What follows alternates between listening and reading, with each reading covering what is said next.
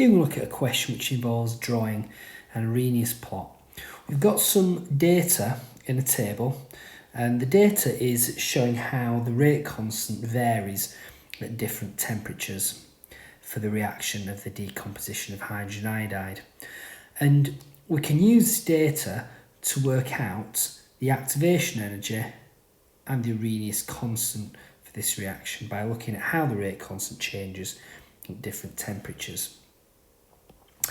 In a table like this, what we usually have to do is we usually have to convert the temperature into 1 over T and the rate constant K into ln K. And then our Arrhenius plot then involves plotting 1 over T on the x-axis against ln K or ln K on the y-axis. So first thing we'll do is we'll fill in the table for 1 over T, which is just 1 divided by the temperature. So 1 divided by 633 is 1.58 times 10 to the minus 3. We'll just fill the rest of these in.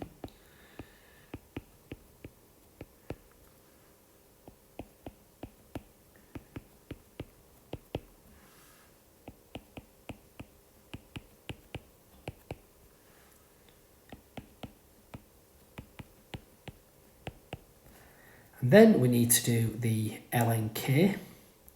And again, this is just typing the ln button in your calculator followed by the number. And because these are less than 1, you should get a negative value for ln K. And first one is minus 10.94. I'll fill the rest of these in.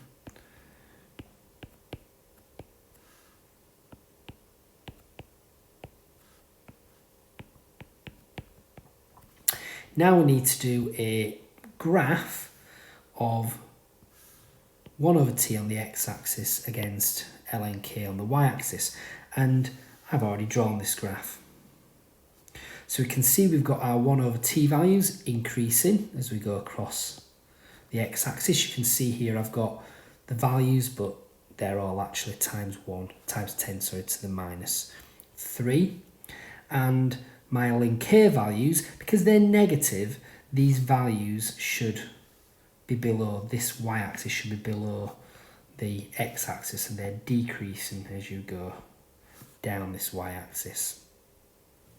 Now, the job then is to plot the points, and then once we plot the points, do the line in best fit, which I've done there in red. Once we've done the line of best fit, then we need to work out the gradient. And when working out this gradient, we need to use as large a triangle as possible. So you can see that I've done a very large triangle here in green. Now, remember the gradient is equal to the change in y values, we call delta y, over change in x values. So my delta y is the difference between these two numbers here.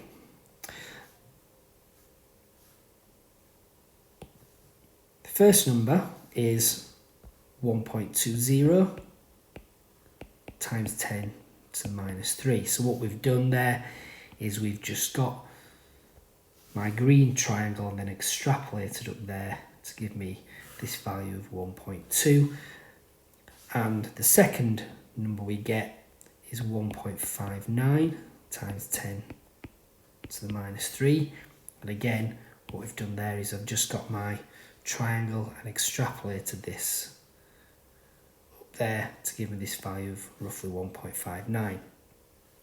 We do the same for the y-axis. Again, you look at my triangle there in green and I extrapolate that across to a value on the y-axis, and that is there minus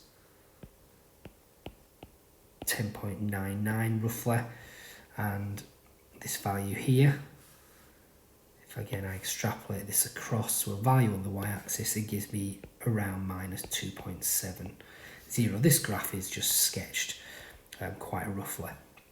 Now,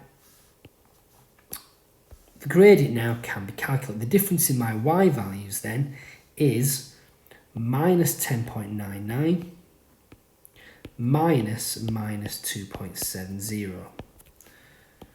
And that's divided by my difference between my x-axis values of 1.59 times 10 to the minus 3 minus 1.20 times 10 to the minus 3.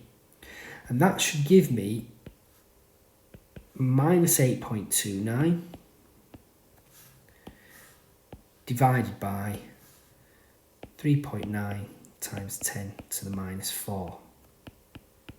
When we do that calculation, we get a answer of minus 21256, and that there is my gradient.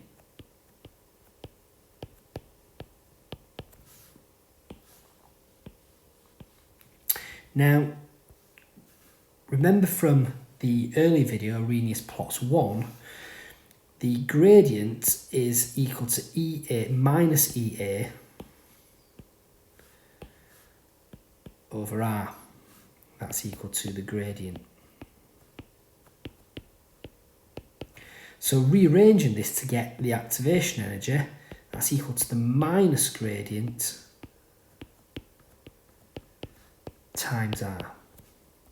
So my activation energy then is equal to minus 21256 times R, which is 8.31.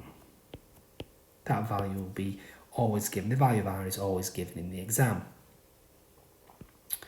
So my activation energy then is 176640, and that's in joules per mole. And that's my answer for the activation energy. However, it's common to convert this activation energy into kilojoules per mole. So I'll simply divide this by 1,000. And then 3 significant figures, that gives me an answer of 177 kilojoules per mole, which is roughly a sort of answer you should be getting for an activation energy, around 150 to 200 kilojoules per mole. But it can vary. Now, the second part of this question asks us to work out the Arrhenius constant. Now, the Arrhenius equation, the exponential form of the Arrhenius equation, is as follows. And what we need to do is rearrange this to get A. So A then, if I divide both sides by this term here, then we get A. So A then is equal to K divided by this exponential term. Now, it's simply a case now of plugging my numbers in. My value of K I get from the table, and I'm going to use this first value here of 1.78 times 10 to the minus 5.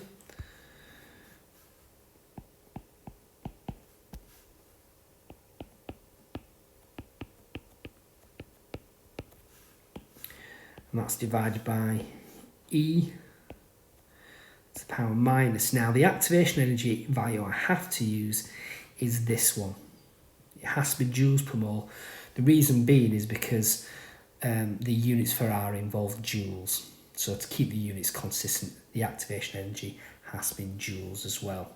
And that's 176640 divided by 8.31, which is my R value. Then my T value here has to be the T value that corresponds to the rate constant that I have used. Well, I've used this rate constant, and that was at this temperature of 633. So my T value has to be 633. And when I put that into my calculator, I get a massive number.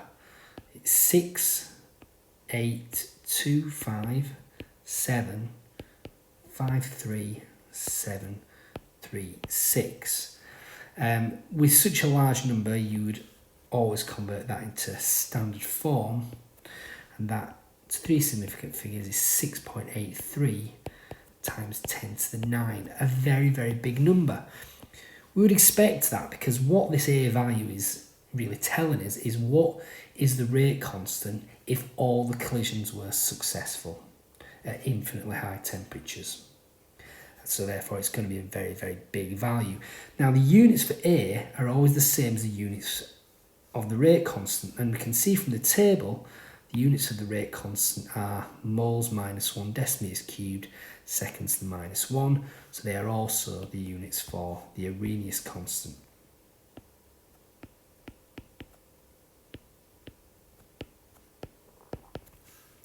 So there we've got my value for the Arrhenius constant. So I've got my activation energy of 177 kilojoules per mole, my Arrhenius constant there of 8.3 times 10 to the 9 moles minus 1 decimeters cubed, seconds to the minus 1. And that is a typical question which involves drawing an Arrhenius plot.